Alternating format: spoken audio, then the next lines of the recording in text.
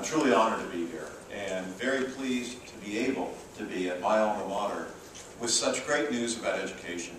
You know, we've been on this journey, Andy, for the race to the top for a while now. And I remember in the first round, we didn't win. But persistence is a virtue. And you just never know what you can do until you try. And we decided to try again and do the right thing and do what's right for the children, really. I mean, that's really what it's all about with this issue. And I have all these notes. I don't think I need them. But I want to thank the teachers. I want to thank the students.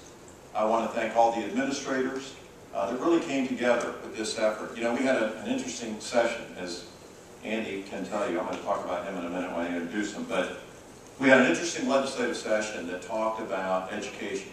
And this bill came up and sort of worked its way through the process that really I thought would have dealt a blow to teachers. The good news is, in the way our founders set up our government, we have 3 branches. And so when the 3 branches do their work and do their will, sometimes you need one or the other to bring balance about. And when they started this bill, Senate Bill 6, it looked to me, by the time it reached its conclusion, that it was going to be more punitive and punishing to teachers than it ever should have been. And that's not good for students, it's not good for morale, it's not good for teachers, it's not good for education. And so I vetoed it, you know. When I got elected governor, I got a pen. And that's the executive branch's authority to weigh in on an issue and try to bring back balance. As a result of that, we were in the process of race to the top as well. All of this kind of, you know, simultaneously was happening.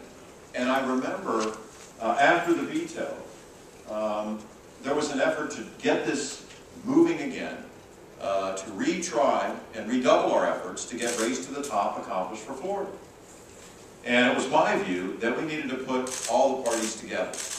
We need to have a new working group and include the support from the teachers' unions. We only have 5 originally that signed on supporting this memorandum of understanding in order to get race to the top.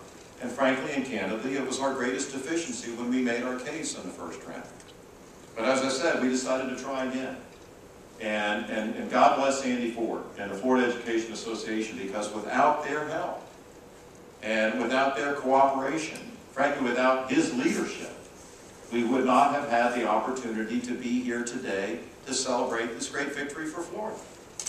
And that's why it's important that we learn that working together in a collaborative, cooperative effort is what really is the lesson of the day.